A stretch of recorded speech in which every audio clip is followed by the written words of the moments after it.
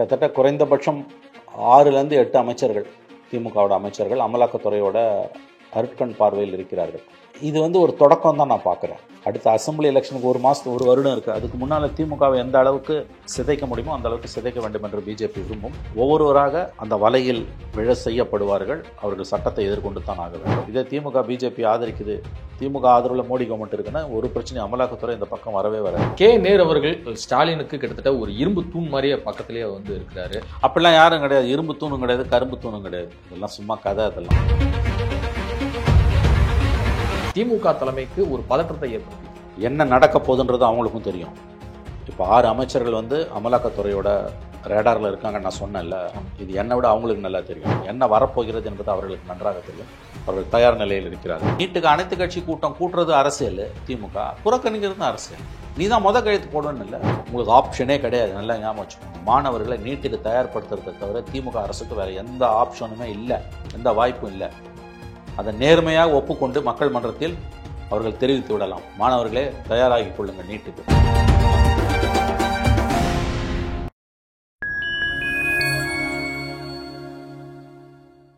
Fine time media நேயர்களுக்கு வணக்கம். நான் உங்கள் சங்கீத் குஹன். நம்ம சிறப்பு நிகழ்ச்சியில் நம்மோடு இணைந்திருக்கிறார் மதிப்பிற்குரிய மூத்த பத்திரிகையாளர் திரு மணி அவர்கள். வணக்கம் சார். நகர்ப்புற நிர்வாகத்துறை அமைச்சர் கே நேரு அவருடைய தம்பி, அவருடைய வீடு, அவருடைய மகன் தொடர்புடைய எல்லா அலுவலகங்களையும் பார்த்தீங்கன்னா சல்லடை போட்டு சலிச்சிருக்கு அமலாக்கத்துறை. இந்த சோதனை நேரு அவருடைய வீட்டில் 10 மணி நேரம் நடைபெற்று அப்புறம் சில டாக்குமெண்ட்லாம் எடுத்துகிட்டு போனாங்க இடி. ஆனால் அதன் பிறகு அவருடைய தம்பி KN ரவிச்சந்திரன் அவருடைய வீடு மற்றும் அலுவலகங்களில் இன்னும் தொடர்ந்து சோதனை நடைபெற்றுட்டு தான் வருது. 5 மணி நேரம் அவரை அழைத்து கொண்டு போய் நுங்கம்பாக்கத்தில் இருக்கக்கூடிய இடி ஆஃபீஸில் விசாரணை நடத்தியிருக்காங்க. என்னதான் நடக்குது? இதனுடைய பின்னூட்ட அரசியல் தான் என்ன? அதாவது பின்னூட்ட அரசியல், திமுகவை அமலாக்கத்துறை பிஜேபி கவர்மெண்ட் மோடி அரசு சுற்றி வளைக்கிறது. கிட்டத்தட்ட குறைந்தபட்சம் 6லேருந்து 8 அமைச்சர்கள், திமுகவோட அமைச்சர்கள் அமலாக்கத்துறையோட அருட்கண் பார்வையில் இருக்கிறார்கள், ரேடாரில் இருக்காங்க. நேரு முதல்ல இப்போ வந்திருக்காரு இந்த லிஸ்ட்டில். ஃபஸ்ட்டு நேரு தான் இருக்கார். ஸோ அவர் மீது ஏற்கனவே குற்றச்சாட்டுகள் இருந்து கொண்டிருக்கின்றன.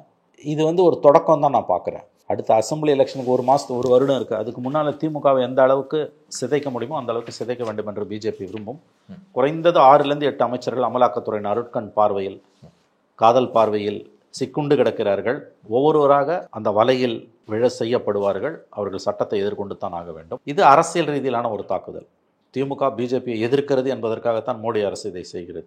இதே திமுக பிஜேபி ஆதரிக்குது, திமுக ஆதரவில் மோடி கவர்மெண்ட் இருக்குன்னா ஒரு பிரச்சனை அமலாக்கத்துறை இந்த பக்கம் வரவே வராது. ஐடியும் வரவே வராது. அமலாக்கத்துறை வருதுன்னா அது முழுக்க அரசியல் ரீதியிலான பிரச்சனை தான் இந்த விஷயத்தில்.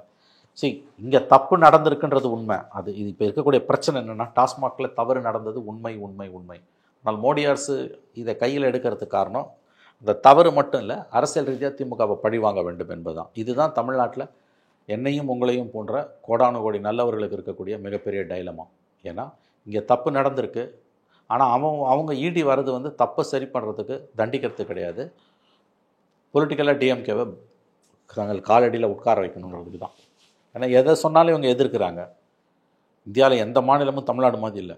எந்த திட்டத்தை மோடி கவர்மெண்ட்டுக்கு வந்தாலும் இவங்க எதிர்க்கிறாங்க. எது சொன்னாலும் எதிர்க்கிறாங்க. அது நீட்டாக இருக்கலாம், மும்மொழி கொள்கையாக இருக்கலாம், என்இபியாக இருக்கலாம், அல்லது வக்பு மசோதாவாக இருக்கலாம். என்ன வேணால் அவங்க கொண்டு வரட்டும், இவங்க எதிர்ப்பாங்க. இந்தியாவில் எந்த மாநிலத்திலையும் இது கிடையாது. அவங்க இதை எப்படி பார்ப்பாங்கன்னா, இவங்க சேலஞ்ச் ரொம்ப பண்ணுறாங்க, கொஞ்சம் தட்டி வைக்கணும் தான் அவங்க பார்ப்பான் அவன் பார்வையில். அதுதான் இன்றைக்கி தமிழ்நாட்டோட சாபக்கேடு. அமலாக்கத்துறையின் நடவடிக்கைகள் அரசியல் உள்நோக்கம் கொண்டவை டாஸ்மாகில் என்பதில் எந்த மாற்று கருத்துக்கும் இடமில்லை. ஆனால் டாஸ்மாகில் நடப்பது மாபெரும் ஊழல். இந்த கவர்மெண்ட்டில் இல்லை, எடப்பாடி கவர்மெண்ட், அதுக்கு முன்னால் கருணாநிதி கவர்மெண்ட், ஜெயலலிதா கவர்மெண்ட், எல்லாத்துலேயுமே. இந்த கவர்மெண்ட் வந்த பிறகும் அது தொடர்றது மட்டும் இல்லை, அதிகமாகவும் ஆயிருக்கு. 2001 பிறகு இந்த கவர்மெண்ட் வந்த பிறகு ரொம்ப அதிகமாகவே அது ஆயிருக்குது. அதனால் இது நம்ம எப்படி இதை பார்க்க வேண்டும் என்றால், இவர்கள் பழிவாங்கப்படுகிறார்கள் என்பது, இந்த நடவடிக்கை பழிவாங்கும் நடவடிக்கை, அரசியல் உள்நோக்கம் கொண்ட நடவடிக்கை என்பதில் மாற்று கருத்துக்கு இடமில்லை. ஆனால் பழிவாங்கப்படுபவர்கள் உத்தமர்கள் அல்ல, அவர்கள் ஊரை அடித்து உலையில் போட்டிருக்கிறார்கள்.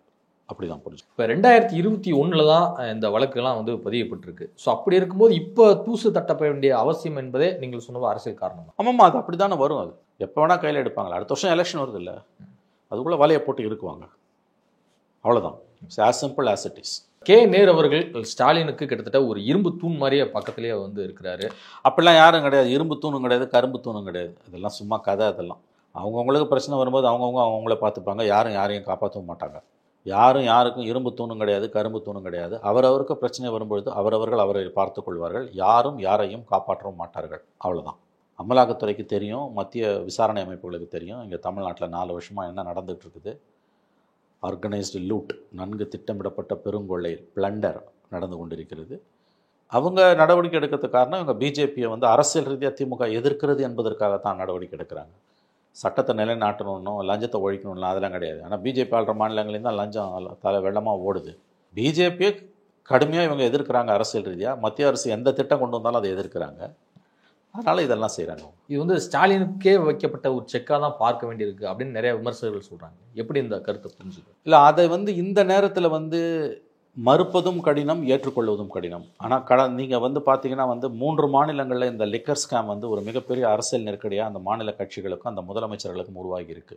பதவியே இழந்தாங்க. பதவியே ஜெயிலுக்கு போனாங்க. பிஆர்எஸ், டெல்லியில் ஏஏபி. ஆமாம், ஆம் ஆத்மி கட்சி, தெலுங்கானாவில் பிஆர்எஸ், ஜார்க்கண்டில் ஹேமந்த் சோரன், சத்தீஸ்கரில் பூபேஷ் பகல், அந்நிய செலவாணி மோசடி, காங்கிரஸ் கவர்மெண்ட். அவங்க இதில் வந்து ஜார்க்கண்டில் வந்து ஐ திங்க் அது லிக்கர் ஸ்கேம் இல்லை, வேற கேஸ். அது வந்து நீங்கள் சொல்கிறது கரெக்டு. தெலுங்கானா, டெல்லி, சத்தீஸ்கர், இது 3லையுமே மிகப்பெரிய விஷயம். ஆட்சியே மாறிச்சு. தெலுங்கானாவில் வந்து ஆட்சியை மாறிச்சு, டெல்லியில் ஆட்சி மாறிச்சு. டெல்லியில் அரெஸ்டே பண்ணாங்க, சத்தீஸ்கரில் அரெஸ்ட் பண்ணலை. ஆனால் சார்ஜ் ஷீட்டில் நேம் பண்ணிட்டாங்க சிஎம். குற்றப்பத்திரிகை எல்லா மாநிலங்களையும் முதலமைச்சர்கள் தான் குறிவைக்கப்பட்டிருக்கிறார்கள். லிக்கர் ஸ்கேம்ன்றது பிஜேபி கையில் எடுக்கும்போது அது அந்த மாநிலத்தோட முதலமைச்சரை நோக்கித்தான் கடந்த காலங்களில் நகர்ந்து இருக்கிறது. இங்கே தமிழ்நாட்டில் அந்த மாதிரி போகுமா போகாதான்னு நம்ம இந்த இடத்துல சொல்ல முடியாது. இதை உறுதிப்படுத்தவும் முடியாது, மறுக்கவும் முடியாது. இப்படி தான் நம்ம இதை பார்க்கணும். இது ஒரு சீரியஸ் கேஸாக தான் டெவலப் ஆகிட்டுருக்கு. டாஸ்மாக் கேஸ் அசம்பிளி எலெக்ஷனுக்கு முன்னால் இதை வைத்து மிகப்பெரிய அளவில் திமுகவை சுற்றி வளைக்க பிஜேபி இடியை வைத்து திட்டமிடுகிறது என்பது உண்மை. மற்ற மாநிலங்களைப் போல இது வந்து முதலமைச்சரின் வரை போகுமா இல்லையா என்பது நமக்கு தெரியாது, இப்போ தெரியாது. அது இந்த வழக்கோட அடுத்தடுத்த கட்டங்களில் தான் நம்மால் சொல்ல முடியும். கே நேரு அவருடைய சகோதரர்கள், அவருடைய மகன் தொடர்புடைய எல்லா அலுவலகங்களையும் ரெய்டு போனாங்க. ஆனால் தன் வீட்டிற்கே வந்து அமலாக்கத்துறை அதிகாரிகள் வந்து சோதனை நடத்துவாங்கன்னு நேரு எதிர்பார்த்திருப்பார். அவருக்கு தெரியும், நன்றாக தெரியும், வரப்போகிறார்கள் என்பது அவருக்கு நன்றாக தெரியும். எப்போ வராங்கன்னு வேணால் தெரியாமல் இருந்திருக்கலாம். கண்டிப்பாக இடி தன்னுடைய வீட்டுக்கு வந்து கதவை தட்டும் என்பது நேரு அவர்களுக்கு நன்றாக தெரியும். இவர்கள் பெரும் பணக்காரர்கள், மிகப்பெரிய அளவில் இவர்கள் பணம் வைத்திருக்கிறார்கள், மிகப்பெரிய தொழில்களை இவர்கள் செய்கிறார்கள். பிஜேபி திமுகவை குறிவைக்கிறது. நான் சொன்னல, குறைந்தது 6 அமைச்சர்கள் அமலாக்கத்துறையின் அருட்கண் பார்வையில் இருக்கிறார்கள். அந்த அமைச்சர்களுக்கும் அது தெரியும், என்ன வரப்போகுதுன்றது அவங்களுக்கு தெரியும். They know what is going to come. 4 வருஷம் நடந்த கொள்ளை இருக்குல்ல தமிழ்நாட்டில், சம்மந்தப்பட்டவங்களுக்கு தெரியும் அடுத்தடுத்து என்னென்ன நடக்க போகுதுன்னு. தேர் வெரி ஷார்ப். அவர்கள் மிகவும் அறிவு கூர்மை உள்ளவர்கள். அமலாக்கத்துறை தன்னுடைய வீட்டின் வந்து கதவை தட்டும் என்பது நேரு அவர்களுக்கு நன்றாகவே தெரியும். அதான் சொன்ன, மினிமம் 6 அமைச்சர்கள் கண்டிப்பாக அமலாக்கத்துறை விசாரணையை எதிர்நோக்கி இருக்கிறார்கள். என்ன ஆங்கிலத்தில் சொல்கிறோம், they know what is going to come, என்ன வரப்போகிறது என்பது அவர்களுக்கு நன்றாக தெரியும். இப்போ சமீபத்தில் பொன்முடி அவர்கள் மீதான இந்த ரெய்டாக இருக்கட்டும், இடி ரெய்டு, அப்புறம் ஜெகத் ரட்சகன், அப்புறம் செந்தில் பாலாஜி, துரைமுருகன் அவருடைய மகன் கதிரானந்த் அவருடைய கல்லூரி மற்றும் வீடுகளில் அந்த நடந்த இடி சோதனை, இது அதற்கடுத்து இப்போ கே நேரு. ஸோ இதெல்லாமே நம்ம தொடர்ந்து பார்க்கும்போது ஒரு இடியாப்ப சிக்கலில் வந்து திமுக சிக்கியிருக்கா. திமுக தலைமைக்கு ஒரு பதற்றத்தை ஏற்படுத்தி அவங்களுக்கு ஒரு பெரிய நெருக்கடி உருவாகுதுன்றது உண்மை. அதை எதிர்கொள்ள அவர்கள் தயாராக இருக்கிறார்கள், அவர்கள் எதிர்கொள்வார்கள். ஏன்னா அவங்க ஒரு பெரிய அரசியல் கட்சி, 75 ஆண்டுகால கட்சி. அது பல நெருக்கடிகளை சந்தித்து தான் அவங்க மேலே வந்திருக்காங்க. என்ன நடக்க போகுதுன்றது அவங்களுக்கும் தெரியும். இப்போ 6 அமைச்சர்கள் வந்து அமலாக்கத்துறையோட ரேடாரில் இருக்காங்க நான் சொன்னேன்ல, இது என்னை விட அவங்களுக்கு நல்லா தெரியும். அதுதான் நான் திரும்ப சொல்லுவேன், என்ன வரப்போகிறது என்பது அவர்களுக்கு நன்றாக தெரியும். அவர்கள் தயார் நிலையில் இருக்கிறார்கள். அரசியல் ரீதியாகவும் சட்ட ரீதியாகவும் இதை எதிர்கொள்ள அவர்கள் தயாராக இருக்கிறார்கள். இந்த சிறை வரைக்குமே எல்லாமே தயார், எல்லாத்துக்கும் எல்லாரும் தயாராக இருக்காங்க. நான் சொல்கிறேன், எல்லா நடவடிக்கைகளுக்கும் எல்லோரும் தயாராக இருக்கிறார்கள். என்ன நடக்க போகுதுன்றது அவங்களுக்கு தெரியும். மோடி எந்த எல்லைக்கு போவார் என்பதும் அவர்களுக்கு தெரியும். அதை எதிர்கொள்ள முழு அளவில் அவர்கள் தயார் நிலையில் இருக்கிறார்கள், அரசியல் ரீதியாகவும் சட்ட ரீதியாகவும். சட்ட ரீதியாக பெரிய பெரிய வழக்கறிஞர்களை வைத்து வாதாடுவார்கள். அரசியல் ரீதியாக இந்த பிரச்சனையை மடைமாற்றம் செய்வதற்கு வேறு வேறு பிரச்சனைகளை கிளப்புவார்கள். இப்போ நேற்று ஜட்ஜ்மெண்ட்டை வச்சு 1 மாதம் ஓட்டிடுவாங்க, பாராட்டு விழா அது இதுன்னு சொல்லி. அப்புறம் வந்து நாங்கள் அதை ஜெயிச்சதால தான் மோடி வந்து எங்கள் மேலே நாங்கள் மும்மொழி கொள்கையை எதிர்த்தோம், கவர்னருக்கு எதிராக சுப்ரீம் கோர்ட்டுக்கு போனோம், நாங்கள் நீட்டை எதிர்த்தோம். இதை இன்றைக்கி நீட்டுக்கு இன்றைக்கி ஒரு கூட்டம், என்ன மோசடி பாருங்கள். 5 வருஷம் இவங்க தான் பவரில் இருக்காங்க. வந்தோன்னா கையெழுத்து. இப்போ 5வது ஆண்டு தொடங்கும் போது நீட்டுக்கு ஆலோசனை கூட்டம். இவங்களுக்கு எதுக்குங்க மற்ற கட்சி ஆலோசனை சொல்லணும்? நீங்கள் தானே சொன்னீங்க வந்தோன்னா கையெழுத்துன்னு. எத்தனை காலம் தான் ஏமாற்றுவார் இந்த நாட்டில்? உதயநிதி தான் தேர்தல் பிரச்சாரத்தில் சொல்றாரு. அதானங்க நான் சொன்னேன். முதல்ல சென்ட்ரல் இந்தியா அலையன்ஸ் வந்து கவர்மெண்ட் ஃபார்ம் ஆயிடுச்சு அப்படின்னா நிச்சயமாக அங்க வந்து நாங்க லோக்சபா மீசம் முளைச்சா மாமன்ற கதை. இது நீட்டு வந்து விளக்கு வந்து தமிழ்நாட்டு கொடுத்துருவோம். அத்தைக்கு மீசம் முளைச்சா சித்தப்பான்ற கதை. என்ன சொல்லி ஓட்டு கேட்டீங்க? நாங்கள் ஆட்சிக்கு வந்தால் கையெழுத்து. எப்படிங்க செய்வீங்க? சுப்ரீம் கோர்ட் அது சீக்ரெட். நீங்கள்ல சீக்ரெட்டை எதுக்கு வந்து அனைத்து கட்சி கூட்டத்தை கூட்டி பகிர்ந்துக்கிறீங்க? உங்களுக்கு தான் தெரியும்ல. எதுக்குங்க இந்த நாடகம்? இன்னும் எத்தனை வருஷம் தாங்க இந்த நாடகத்தை நடத்துவீங்க? அதுக்கு போல் மாணவர்களை நீட்டுக்கு தயார்படுத்திட்டு போகலாங்க. இப்போதைக்கு அது விடிவு காலம் கிடையாதுங்க. சுப்ரீம் கோர்ட் உறுதியாக இருக்குது, சென்ட்ரல் கவர்மெண்ட் உறுதியாக இருக்குது. தமிழ்நாடு அரசு நிறைவேற்றி அனுப்பின நீட் தீர்மானத்தை இந்த கவர்னர் 2 நாள் கிடப்பில் போட்டுட்டு அப்புறம் பிரசிடெண்ட்டுக்கு அனுப்புனார். பிரசிடெண்ட் ஒப்புதல் கொடுக்க முடியாதுன்னு திரும்ப அனுப்பிட்டார். பிரசிடெண்ட் திரும்ப அனுப்பியார்.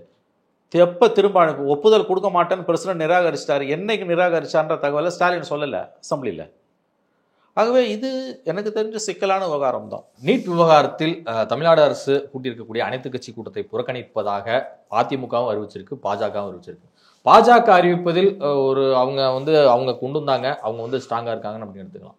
ஆனால் அதிமுக ஏன் புறக்கணிக்கும்? அரசியல் தான், வேற என்ன? நீட்டுக்கு அனைத்து கட்சி கூட்டம் கூட்டுறது அரசியல், திமுக புறக்கணிக்கிறது தான் அரசியல். நீ தான் கையெழுத்து போடுவேன்னு இல்லை, ஃபஸ்ட்டு கையெழுத்து நீங்கள் தானே சொன்னீங்க. அப்புறம் யாரை ஏமாத்துறதுக்கு அனைத்து கட்சி கூட்டம்? அதிமுக கேட்குறது நியாயமானது தான். உங்களுக்கு ஆப்ஷனே கிடையாது, நல்லா ஞாபகம் வச்சுக்கோங்க. மாணவர்களை நீட்டுக்கு தயார்படுத்துறதை தவிர திமுக அரசுக்கு வேறு எந்த ஆப்ஷனுமே இல்லை, எந்த வாய்ப்பும் இல்லை. அதை நேர்மையாக ஒப்புக்கொண்டு மக்கள் மன்றத்தில் அவர்கள் தெரிவித்து விடலாம். மாணவர்களே தயாராகி கொள்ளுங்கள், நீட்டுக்கு சட்ட போராட்டம் தொடரும், காலங்கள் மாறும், காட்சிகள் மாறும், நீட்டுக்கு நாங்கள் விதிவெளி வாங்கி கொடுப்போம், 25 வருஷம் போட்டு நடக்கலாம்.